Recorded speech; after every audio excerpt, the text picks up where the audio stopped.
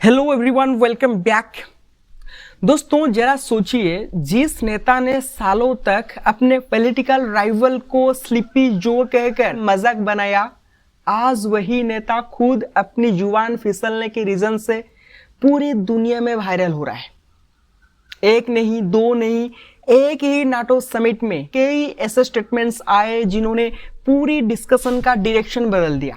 Donald Trump Volodymyr Zelensky को president Putin कह देते हैं, ईरान को इस्लामिक रिपब्लिक ऑफ जापान बोल देते हैं और फिर ईरान के सुप्रीम लीडर का नाम भी गलत ले बैठते हैं।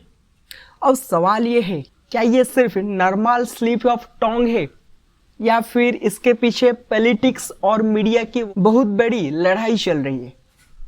देखिए, इस स्टोरी को सिर्फ मीम समझने की गलती मत करिए, क्योंकि जब दुनिया का सबसे पावरफुल देश बोलता है तो उसके हर शब्द का जियोपॉलिटिकल वेट होता है और यही इस पूरी कहानी का सबसे इंटरेस्टिंग हिस्सा है। नाउ पूरा मामला शुरू हुआ नाटो समिट से। ये वही मंच है जहां Ukraine war, Russia, Iran, Europe और अमेरिका जैसे बड़े मुद्दों पर फैसले होते हैं। मतलब यहाँ एक एक सेंटेंस इंटरनेशनल हेडलाइंस बन सकता है। इसी दौरान ट्रंप यूक्रेन के प्रेसिडेंट जेलेंस्की के साथ बैठे थे। रिपोर्टर सवाल पूछने वाला था, लेकिन ट्रंप अचानक बोल पड़े, do you have a question for president Putin? Reporter थोड़ा कंफ्यूज हो गया, क्योंकि सामने पुतिन नहीं जेलेंस्की बैठे थे। ट्रंप ने दोबारा भी वही कहा। कुछ सेकंड बाद उन्हें अपनी गलती समझ आई, फिर उन्होंने खुद को करेक्ट किया, लेकिन तब तक देर हो चुकी थी। वीडियो पूरी दुनिया में वायरल हो चुका था। अब इसका मतलब क्या है? देखिए, ये सिर्फ नाम गलत बोलने की बात नहीं थी। रशिया और यूक्रेन 3 साल से जंग लड़ रहे हैं। जेलेंस्की और पुतिन एक दूसरे के सबसे बड़े विरोधी है। ऐसे में अगर अमेरिका का प्रेसिडेंट दोनों का नाम मिस कर दे तो इंटरनेशनल मीडिया तुरंत रिएक्शन देगा। यही हुआ।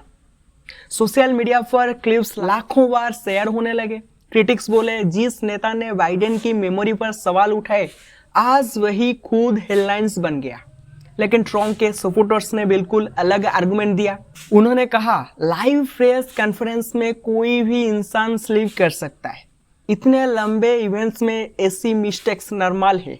अब आप सोचिए, अगर यही गलती जो बाइडेन से होती तो ट्रंप क्या कहते? यही सवाल अब ट्रंप से पूछा जा रहा है और यही से पूरी पॉलिटिकल आयरनी शुरू होती है। 2020 इलेक्शन, 2024 कैंपेन, हर जगह ट्रंप ने बाइडेन को स्लीपी जो कहा। उन्होंने बार बार दावा किया कि बाइडेन मेंटली फिट नहीं है, लेकिन आज वही स्टैंडर्ड्स ट्रंप पर लागू किए जा रहे हैं और यही पॉलिटिक्स की सबसे बड़ी रियलिटी है। जो हथियार आप दूसरों पर चलाते हैं, एक दिन वही आपके खिलाफ भी इस्तेमाल हो सकता है। लेकिन कहानी यही खत्म नहीं हुई। कुछ देर बाद ट्रंप फिर ईरान की बात कर रहे थे। वो अमेरिकन पेट्रियट मिसाइल सिस्टम की तारीफ कर रहे थे। उन्होंने कहा, अमेरिका के एयरक्राफ्ट कैरियर अब्राहम लिंकन पर 111 मिसाइल्स दागे गए थे और फिर उन्होंने कहा, इस्लामिक रिपब्लिक ऑफ जापान। बस यही दूसरी क्लिप भी वायरल होगी, क्योंकि पूरी दुनिया जानती है जापान अमेरिका का क्लोज अलाई है, जबकि ट्रंप का मतलब ईरान था, जिसका ऑफिशियल नाम इस्लामिक रिपब्लिक ऑफ ईरान है। अब इसका मतलब क्या है? देखिए, जियोपॉलिटिक्स में कंट्री का नाम गलत बोलना छोटी बात नहीं होती, स्पेशली तब जब बात मिडिल ईस्ट टेंशन की हो। ईरान, इजराइल, अमेरिका, गल्फ, हर शब्द सेंसिटिव होता है।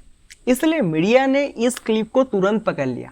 सोशल मीडिया पर मीम्स बनने लगे, न्यूज चैनल्स ने कंपैरिजन शुरू कर दिया और डिस्कशन फिर वही, क्या ट्रंप भी अब वैसे ही भरवाल मिस्टेक्स कर रहे हैं जिनके लिए वो बाइडेन का मजाक उड़ाते थे?